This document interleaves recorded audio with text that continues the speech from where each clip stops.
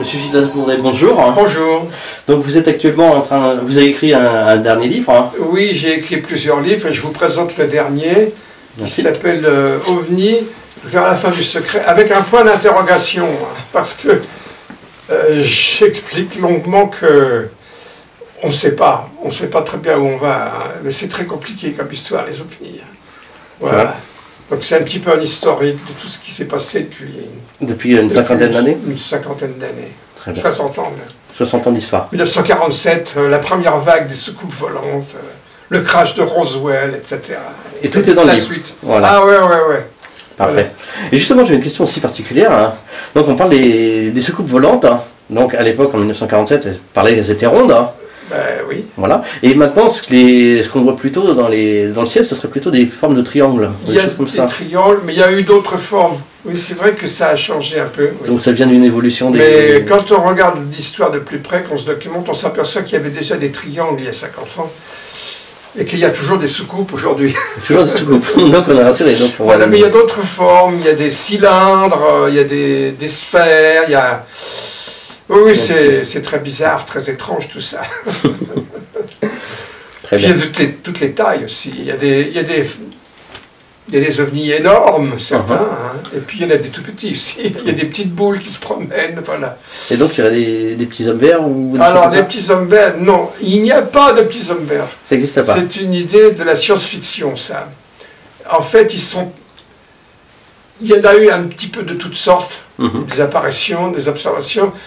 Mais, et ça c'est le sujet dont je vais parler, c'est les histoires d'enlèvement qui sont apparues à partir des années 80, par là.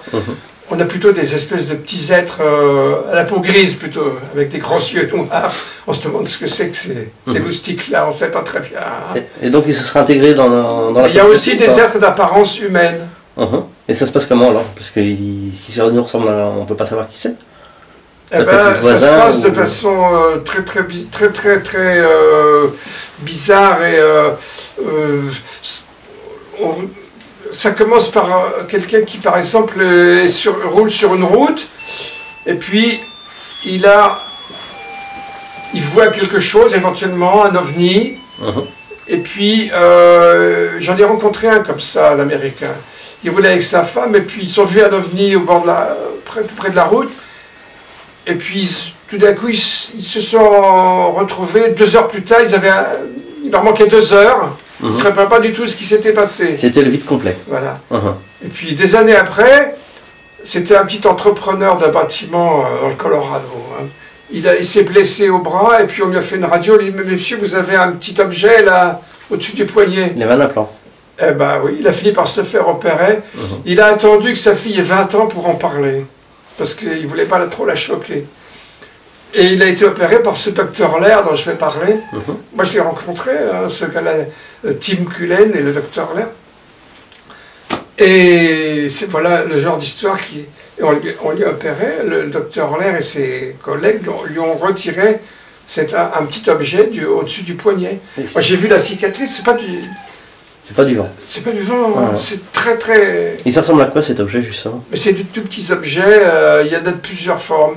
Il y a le plus souvent, ce sont comme des petits objets ronds. Des petites puces électroniques, des choses comme ça? Ouais, alors voilà, on a essayé d'analyser ça, on a fait des études très poussées, je vais en parler tout à l'heure. Et ils ont des propriétés très étranges. Par exemple, ils ont une espèce de coque d'un produit de matière organique qui les protège, qui empêche l'inflammation. Et puis on s'est aperçu qu'il y avait une sorte plein de terminaisons nerveuses autour, comme si ça se reliait au système nerveux. on s'est aperçu qu'il y avait une émission d'ondes radio, tant que l'objet était dans le corps. Tant que c'est dans le corps, mais une fois qu'il est sorti, l'implant, c'est fini. Il meurt. Ça n'aimait plus. Ça sent... Il y a plein de choses comme ça très très bizarres qu'on a étudiées depuis de nombreuses années maintenant. Hein. Et bon, il y a eu pas mal de livres d'écrits, il y a eu beaucoup de choses. Le docteur Lair, qui a commencé ses premières opérations dans 1995, moi j'ai fait sa connaissance en 1999, il avait déjà publié un premier livre. J'étais en train de le lire. Et voici la version française qu'on peut encore trouver en librairie. C'est quand même très intéressant pour les gens qui ont envie d'étudier ça de plus près. Je recommande ce livre-là. Et le nouveau livre qui est paru, donc, qu'il a écrit il y a un an et que j'ai traduit au fur et à mesure, et qui raconte de nouvelles opérations. Il en a fait 16 en tout. Hein, et il en raconte une bonne partie là-dedans. Donc, c'est actuellement en vente en librairie, c'est facile à se le procurer. Enfin, si on ne le trouve pas, on peut le commander aussi. Oui, maintenant avec Internet. Avec Internet, c'est facile. Et bon, moi, je trouve ça assez passionnant, l'histoire, parce que... et puis, il raconte un petit peu, il dit ce qu'il en pense, finalement, de tout cela. Oui, tout ce qu'il peut... Et je suis assez... Dans les grandes lignes, je suis assez d'accord avec lui. Et vous avez également fait un petit peu de peinture, des choses comme ça aussi? J'ai fait aussi de la peinture, oui, on peut voir ça sur... J'ai un site web, parce que j'ai un petit peu aussi une carrière artistique que j'avais laissée de côté pour m'occuper des ovnis, mais j'y reviens maintenant. Donc je me suis fait un petit site web. Bah écoutez, je peux vous en parler pendant 5 minutes, je peux vous en parler pendant un quart d'heure, c'est comme vous voulez, mais là je vous ai fait une petite topo, topo général. De ce que vous faites. Hein. Moi je peux vous dire un petit peu ce que je pense de tout ça, si vous voulez. Bien sûr, c'est ce qu'il faut absolument. Donc je pense qu'il y a des extraterrestres, que nous sommes visités par des extraterrestres, qu'il y en a de différentes sortes, que c'est très compliqué.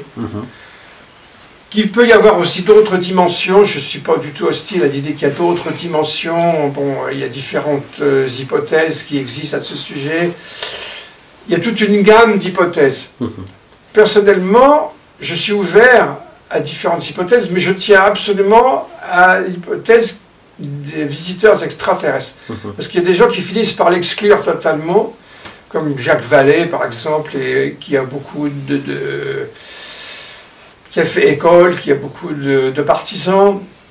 Il y a même des gens qui finissent par dire que tout ça c'est diabolique, par exemple aussi. Il y a une école sur les ovnis diaboliques, il y a une école sur les ovnis concernant des visiteurs, au contraire, angéliques. Alors je me méfie un peu de ces écoles-là. Moi j'essaie de rester un peu au milieu du jeu, si vous voulez. Hein. Un peu les pieds sur terre, si j'ose dire. C'est pas mal déjà. Ouais, voilà. Et c'est pas facile parce que ça dérape, ça diverge dans toutes sortes de directions, cette affaire des ovnis. C'est clair. Par contre, il y a des extraterrestres, on va dire. Donc il y aurait plusieurs sortes. Il y en aurait peut-être de plusieurs planètes. Ah ouais, je le pense, oui. J'en suis même persuadé. Donc il y a plusieurs formes. Voilà. Oui, il y a différentes sortes d'extraterrestres. Et puis, oui, encore une fois, il y en a qui passent peut-être par d'autres dimensions. Enfin, c'est très compliqué, mais il y a des êtres, et puis il y a aussi peut-être des entités des entités biologiques qui se mélangeraient. Alors là, ça devient assez scabreux même. Hein. C'est qu'on ne sait plus très bien à quoi on a affaire. Hein. Il y a peut-être des entités, comme on dit, qui sont fabriquées. Hein, fantomatiques aussi. Des espèces de robots. Alors ils viennent nous examiner, nous étudient, nous observent, ils s'intéressent à nous, et ça peut-être depuis très longtemps en fait. Donc ils s'intéressent à nous ou ils essaient de nous apprendre aussi quelque chose? Ils essaient de... oui, parce il y a un peu des deux. Ils nous surveillent aussi. Ils surveillent. Ils s'intéressent beaucoup aux activités, aux armes nucléaires. Il semble, même si c'est tout à fait certain, il y a une surveillance des armes nucléaires et qu'il y a eu des avertissements qui ont été donnés. Non, parce qu'il y aurait aussi, mais attention, faites gaffe à vos bombes nucléaires, c'est dangereux. On ne va pas vous laisser bousiller votre jolie planète. Voilà. Donc moi, je ne suis pas du genre inquiet. Je pense qu'il y a un peu de tout là-dedans, mais que ce n'est pas vraiment hostile dans l'ensemble. On nous surveille et puis on nous aide un petit peu. On nous guide. On nous guide un petit peu.